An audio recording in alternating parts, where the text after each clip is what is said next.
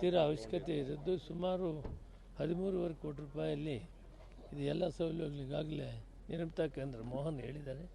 ಜಿಲ್ಲಾಧಿಕಾರಿಗಳು, ಜಿಲ್ಲಾ ಮುಖ್ಯ ಕಾರ್ಯನಿರ್ವಹಣಾಧಿಕಾರಿಗಳು, ನಮ್ಮ ಮುಖ್ಯಸ್ಥರಾದಂಥ ಜಗಣ್ಣ ಇದ್ದಾರೆ, ಮುನಿಕೃಷ್ಣವರ ಅಧ್ಯಕ್ಷರಿದ್ದಾರೆ, ಚಿನ್ನಪ್ಪ ಇದ್ದಾರೆ, ಎಲ್ಲ ಗೋಪಿ, ವೆಂಕಟೇಶ್, ಎಲ್ಲ ಮುಖಂಡರು ಕೂಡ ಇದ್ದಾರೆ.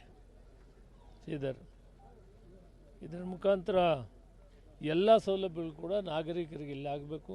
ವಿಶೇಷವಾಗಿ ಯುವಕರಿಗೆ, ವಿದ್ಯಾರ್ಥಿನಿಯರಿಗೆ ಆಟದ ಮೈದಾನದಲ್ಲಿ ಇದಷ್ಟು ವರ್ಷಗಳಿಂದ ಕಾತಿದ್ದರು. ಇದನ್ನು ಮಾನ್ಯ ಮುಖ್ಯಮಂತ್ರಿಗಳು 5 ಕೋಟಿ ರೂಪಾಯಿ ಮಂಜೂರು ಮಾಡಿದ್ದಾರೆ.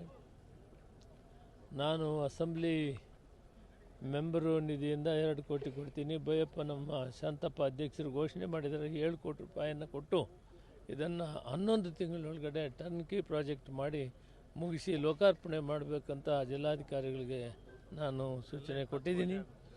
ಆದ್ದರಿಂದ ಈ ಕೆಲಸ ಯಶಸ್ವಿಯಾಗಲಿ, ಇಲ್ಲಿನ ಸಾರ್ವಜನಿಕರು ಏನಿದ್ದಾರೆ, ವಿಶೇಷವಾಗಿ ನಗರದ ಜನ ಇದ್ದಾರೆ, ಅವ್ರಿಗೆ ಅನುಕೂಲ ಆಗಲಿ ಅಂತ ಈ ಕಾರ್ಯಕ್ರಮವನ್ನು ಪ್ರಾರಂಭ ಮಾಡಿದ್ದೀವಿ.